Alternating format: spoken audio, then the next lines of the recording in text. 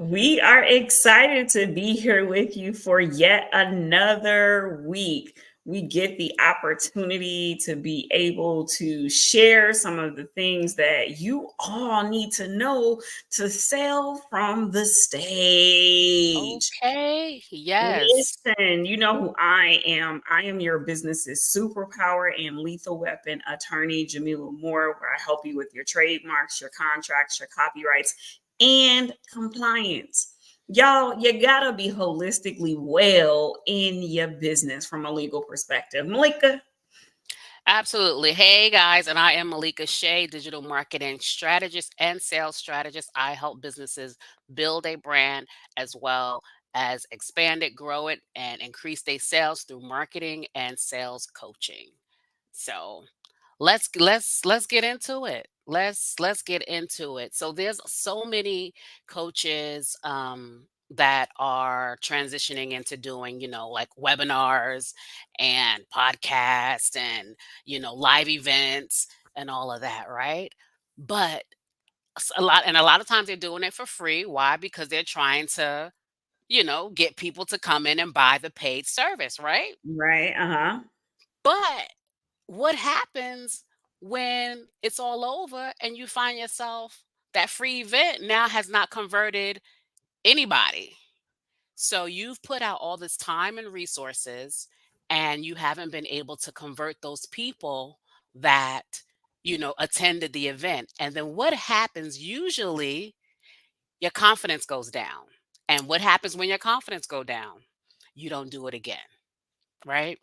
Yeah. So before we even get into some of the tips and the strategies that I want to share, that we want to share on how to build a successful a freebie, if you will, and turn that freebie into a profitable event, I first want to say that you have to, regardless of the fact of how many people attend or how many sales you get or don't get, you got to keep going. You got to keep going because the money is in the momentum. Ooh, the money is in the momentum. That's trademarkable right there. That Yes. could make you some money Oh, oh, right there. okay. Hold on. Y'all don't steal that now. Let me look when we get off this call. We gonna be talking. It's so funny because you made me think about Les Brown, and he was upset one Oh, I time love because he him. went to a prison and he only spoke to one person. He was like, this one person, this doesn't matter X, Y, and Z. But the reality is that if you can't do it for the one person, you're not qualified for the 100. You're Yes. not qualified for the 1,000 because you're showing up because you are a solution. And we have to ask ourselves, do you even believe that you are that solution to give that level of value, right? Because one of the things that we're talking about, like if you don't make sales from the stage, from my perspective, did you put all of your intellectual property out there to be stolen from someone? Because that's a Mm. huge issue too. Mhm. Mhm. And someone may be asking, like, well, what is intellectual property? That is everything that you create from your mind, whether it's a course, whether it's a program name, whether it's a business name, whether it is a podcast name, whether it is an event name, a conference name, ebooks, all of those things that come from your mind is property that you have to own. And there are legal steps you have to take to own that property. And so many people just don't know it. And two, and it's very, very good that you said that, but also two, it's your if you've come up with a strategy that you've coined a specific name for that strategy, that is also intellectual property that needs to be trademarked. Is that correct, You right, Coach Pam? because that's right, because we just had the moment, whatever you just said, right? Don't even Okay. repeat it. Don't even repeat it. Right, So you just right. it's your intellectual property. I was on a panel this week and I heard one of the panelists say something so dynamic, and I was like, you need to trademark that. He was like, I already have my name trademarked. And I'm like, you don't understand it. When you create and that creation can make you money, you have to either trademark it or copyright it.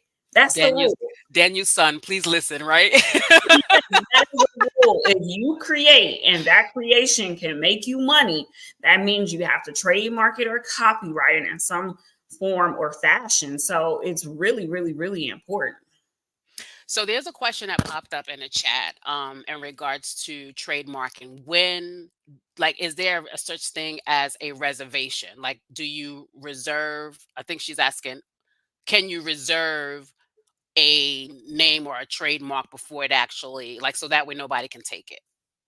Yeah, that's a really good question. You can do an intent to use application, right? It costs a little bit more, but you can show, like, in the near future, this is going to be my mark.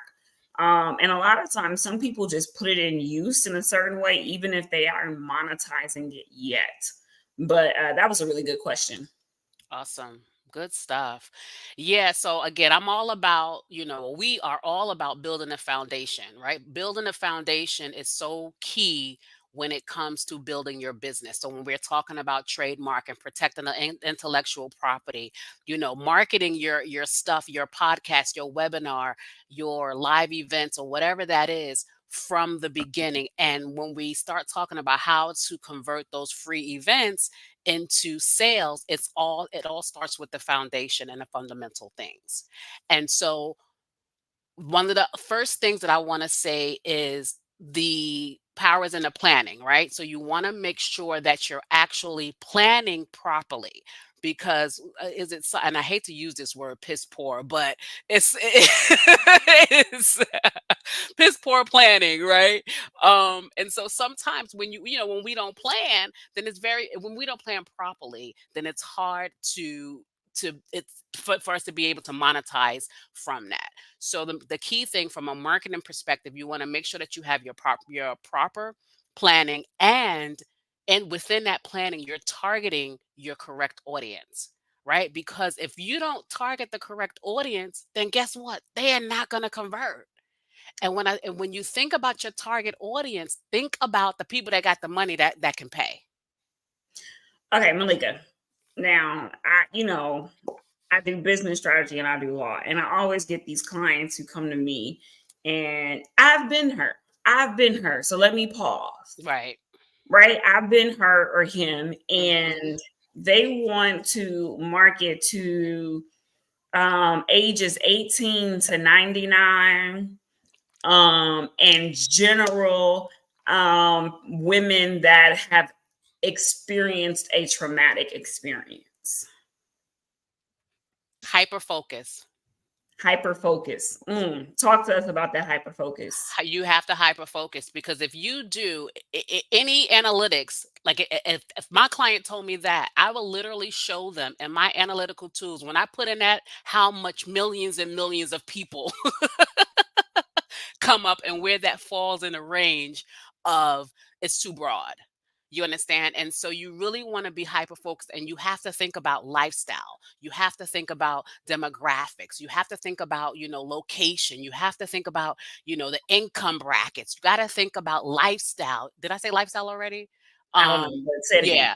But yeah, so you have to think about all of these things, because everybody between the ages of 18 and 99 don't fall up under those same categories. And it could be even ethnicity, right? So yeah, you want everybody to buy your product, but who is your target? Your target. It's great if you have a hair care line that, for African Americans, but you have some people that's non-African American that want to buy it. So you're not going to go and target everybody. No, it's for African American people. Yeah, if non-African Americans buy it, great. But that's not who your target audience is. So hyper focus is the name of the game. So hyper focus is the name of the profits. If you've Yep. been looking for your profits, it's because you haven't done that place. You haven't zoned into that place of hyper focus. And you make me think about, from a business perspective, about where people miss the mark on the stage, right? And to be honest, you have to be a compelling communicator. Yes. Yes. Absolutely. And clear. Your message needs to be clear and compelling. Absolutely. and engaging. And so I think that's part of the issue too, that many people haven't done the work to one, work on their communication skills, and two, have that compelling and clear and concise message. Right. So when I'm kind of working with entrepreneurs, I'm like, okay, not everybody is probably meant to, have these types of like webinars, have podcasts and things of that nature. You may have to be more close knit and do networking events. But the key here is that anything that you are doing is technically from the stage. And we Right. want to define the stage as when the spotlight is on you. So if you're Absolutely. on the elevator, you are on the stage, and you want to be able to sum up in a very few sentences what it is that you do, right? And then if you are, pitching in a say from like a webinar, a conference, a podcast, what's one thing you think that messes people up from their conversions? Um, not, I think a couple of things. Okay. Not being authentic. Mm, Okay. We live in such a world where, social media is big, and everybody's on social media promoting something, right? And I think a lot of times, especially, folks that's new to the game who's still trying to figure it out, they're looking at this person, they're looking at that person, and they are emulating, different people. And it, even though it doesn't fit, and I'm speaking, I've been here before, right? Even though it doesn't feel right, we still do it. Like, I found myself doing some old crazy stuff from that I found in a TikTok video, right? And I'm like, this was wild, a couple of years ago, and I'm like, this is not me. This is not me. So, so I think what fails, the reason why people can't convert is because a, they're not being their authentic self, and they're not connecting with their audience, and they're also not following up, right? And so if you're not being authentic, and then now you're, people already know from the rip if you're being authentic, right? And then if you're not connecting when you are on that stage, then it's going to be very hard to for people to actually believe whatever it is that you're selling or teaching or whatever that is. And so if they don't believe it, then they're not going to convert. And then if they do believe, and you have connected, you got to follow up, right? And that actually leads me into kind of, having these buckets, right? okay. So I'm gonna put my sales hat on just for a minute, Put the right? sales hat on, because that's into our business is the sales. Yes, yes. So when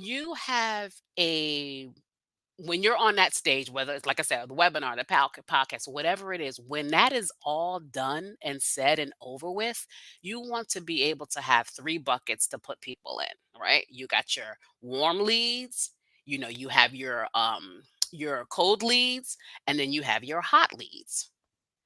And when you put those in the bucket, that is going to determine what follow up you should be doing and how soon. You should be following up with everybody within 24 hours. But those hot leads are definitely the people that you want to be following up with immediately, and making sure again that you're presenting that value, you're restating that value to them, and giving them an actionable call to action for them to be able to buy. I always say, listen, assume the sale. They came to your event. They spent their time. They might not have paid anything, but everybody values time, right? And so they put their time into it. Assume that they want whatever it is that you have. And all you need to do is say, okay, we got this, assume it, and start collecting the money. No, look, we both were like, that's the thing, right? And when you were talking, you talk about being convicted on the stage and being convincing. But one of the things that mess entrepreneurs up is you're not actually convinced of your own value. I Mm, was literally in a coaching session today, and I said, like, do you believe you have something to offer? She yeah. said, well, why should people pay me for X, Y, and Z? So, a part of you building your business and being ready to sell from the stage is actually building you. And Yes. you have to be at that place in the space where you actually believe that the world needs what you have. Absolutely. And I want to like give you grace to grow because you don't start there, but you can grow to that level. Like I think about, being scared to film that first little video I ever did to walking on a stage and saying, I'm your business's superpower and lethal weapon. Okay. If you're missing me, you're missing it. Right. Right? Right. Right? Right. Like, Right. but you have to be convicted because Yes. to me, there are millions of entrepreneurs out here who are walking outside giving away their money because they didn't protect the things that they created that will make them money. Right. Right, because they're not convicted in what they, what they do. And that also too goes back to, that's the reason why a lot of us give our stuff away for free, right? Or Mm, we don't charge what we are worth because we internally we don't believe that we're worthy of that, whatever that is. So, yeah, that is key. It starts. That's what this. So look, that's part of the foundation. That is ultimately part of the foundation. So yeah, that's definitely good stuff. But yeah, so I would just say, when you have that conviction and you're confident, that confidence is going to speak volumes, and people are going to know and say, okay, you know what, I need to be on so and so's train. yeah. And I think from a sales perspective, you have to have a strategy for selling. And that strategy has to be weeded throughout your presentation in order for you Absolutely. to see that conversion, right? And so sometimes we lead with our purpose, our passions, but what we need to lead with is a strategy with a deep understanding of our people. So Right. earlier when you were talking about being hyper focused on who that target audience member is, so I'm hyper focused and I'm speaking directly to you and about the value of the transformation that you're going to get because of an investment. Right. Right. So one is that piece around having that right sales strategy, and two, using language that causes them to know that there's going to be a return on whatever it is that they give to you, like that, explanation of the value is Yep. so important. And as I'm thinking through, some of these pieces where I see people kind of like, get it wrong in a sense, it's like thinking about everybody in the audience rather than thinking about you being appointed for this time to Mm. deliver something that's uniquely designed for a certain group of people. Mhm. And Mhm. so when you take you out of the equation, it takes some of your nerves out of it. Like, Yep. I would rather be, in an office doing work. But the reality is, I have to come and show up so that people can know, hey, you created money when you created that idea. Yep. So when you created that money, that means you have to protect it. Right. And Mhm. if you are not thinking about how to protect it, then you're not thinking about your future. Right. Right. Wow. Yeah, I mean, that's you dropped a couple of a few powerful gems there. I mean, that is so true. And just to kind of go back, what you were saying is interweaving, the sales strategy into your presentation. Let's just talk about for a minute, like, how do we do that, right? Because it's easy to say this is what you need to do, but let's just kind of give them some ideas on how to do that. And one of the most effective ways that I found to do that is, guess what? What? Ask questions. Yes, just ask questions, right? You can ask but be strategic about the questions that you ask, okay? Be strategic about the questions that you ask. Let it, because what you want to do is you kind of want to do a temperature check, right? See who's warm and who's ready to buy. right? And when you're Mhm. asking those questions, you're not opening up the floor for people to speak, because that'll take you off to the left field, but you want to open up the chat or whatever have you, and and have them engage. With that, you can do a poll, right? Polls are great. Polls are really, really awesome, to get that feedback, but also too sometimes, people are multitasking on these webinars or these meetings and these podcasts and stuff like that or whatever. And so you want to kind of reel folks back in. And so back to what you were saying is as far as weaving it in, I think those are really two effective ways to weave in your sales strategy within your presentation. I don't know if you want to add anything to that. I'm just thinking about the fact that, like, at this point, we done almost did a coaching session out here. Okay. I'm giving away so much free game. So make sure, one, you're liking, tagging, subscribing this, and sending this to people. And you're connecting with Malika, and then you're also connecting with myself on this. I think about the power of analogies, of really painting the picture around what your market solution is going to deliver in terms Mhm. of a transformation to someone's life, to someone's business, to someone's financial state. A lot of times I hear things that, like, people really buy things that are going to make them healthy, things that are going to make them wealthy, things that are going to better their relationships. And I also think something around, like, parenting and personal development and family, right? And so if you can always relate that back to that thing or really paint the picture, people are then going to be more inclined to want to know more and to think about how to, be able to invest in that transformation. I think the other thing is thinking through the obstacles Mhm. that people are going to throw up as to why they cannot make that investment. Oh, Right. I'm not this, I'm not that, I don't have the money. So you, as the seller, you get in front of that throughout your presentation. Absolutely. And Absolutely. yep, building that mindset and belief on who they are and who they are not, or who they are and who they want to be, that's going to be key to really dominating in sales, right? And then that back piece of, like, okay, I'm selling this stuff, it's a money maker. Now, is all of this protected?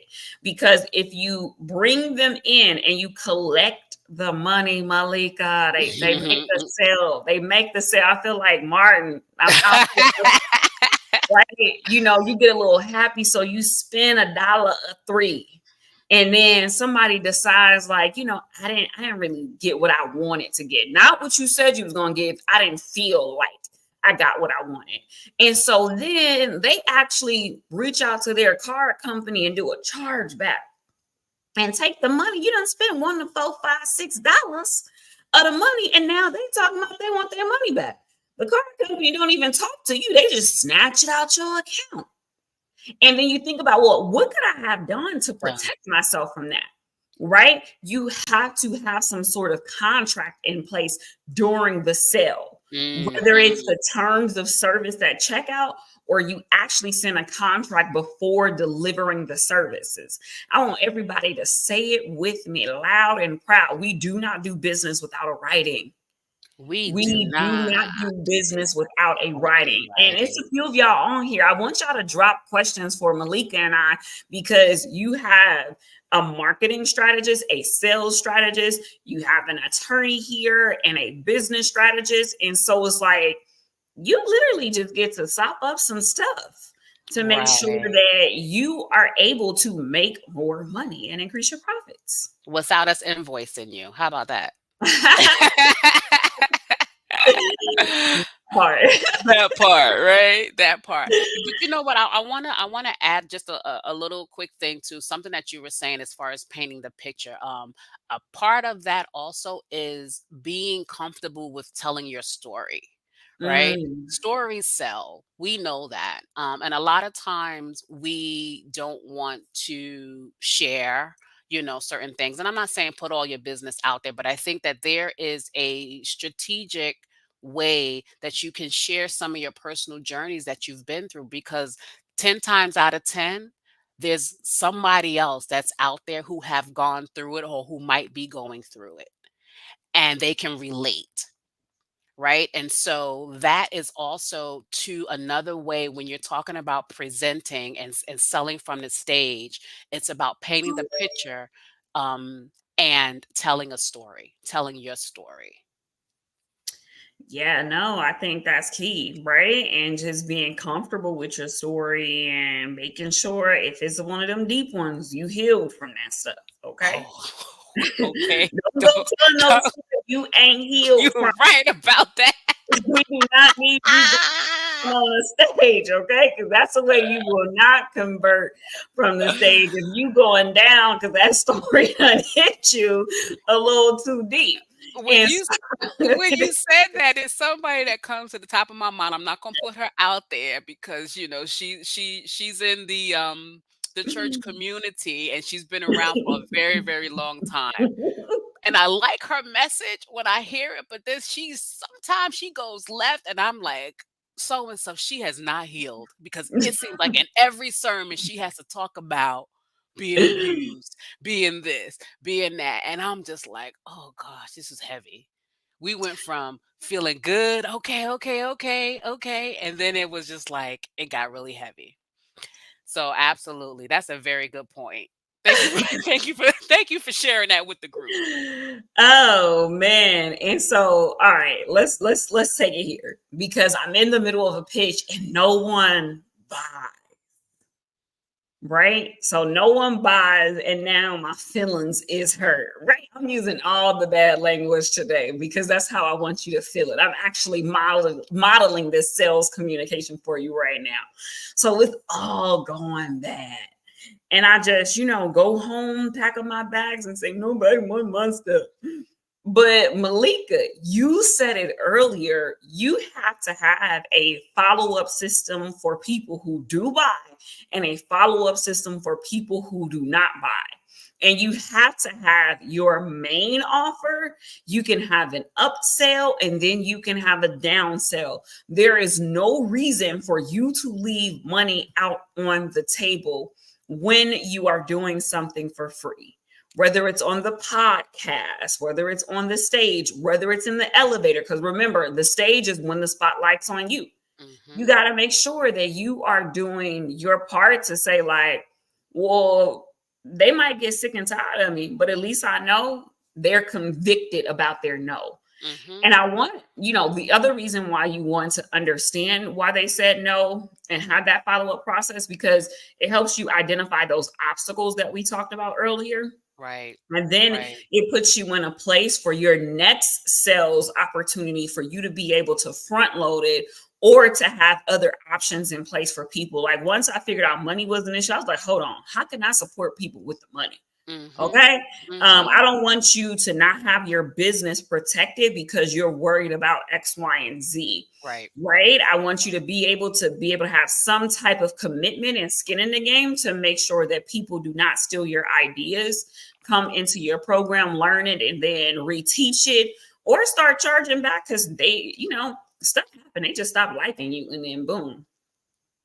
Yeah, that's just terrible that people would even do that. They done went through the program and everything and just felt like, you know what, pfft, I'm just gonna charge it back just because, you know. Yep. And honestly, some people go in with that intention, which is pretty sad, which is pretty sad. But you said something about oh gosh, it just slipped my mind. It was something that you said I was going to go back to with nurture. Oh, I was going to say, yeah, part of what you were saying, like in regards to, like, if you get that no, you leave there, you leave the event like, oh my gosh, nobody bought from me, blah blah blah blah blah. It is not the end of the world, right? And also to think about, keep in mind that those people who might not have bought right then and there just means that they just didn't buy right then and there. That is why it's so important to follow up and nurture those relationships. You understand? So they might not be in that ready to buy, that convert part of the customer journey. And so what your job now is to nurture them, to get them there, right? And so you can do that by offering low ticket items, again, doing the emails, some check-ins, whatever that looks like for you and your business. But you don't want to just completely throw, I guess, or ignore those leads, right? Yeah, no, that's really key. Like I can't tell you how many times on the back end when you collect that information or just go after them that they convert or they're just waiting for the opportune time. And so, you can't take it personal. Your best friend in Right. business is data.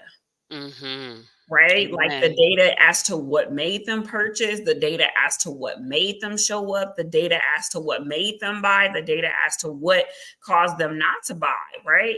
And so when you get that level of data, the sky becomes the limit. And then we talk about hyper focusing on your target audience and having that specific audience that allows you to have that hyper focus because you have the data. Malika, we done been on here 30 minutes. It's supposed to be 20 minutes. We done gave No. so much free stuff. There is a link in the bio or in the description for folks to go ahead and download the freebie from you and also to grab their guide on the 10 things that they need to do to protect their God ideas. Anything else you want to say to the people, Malika?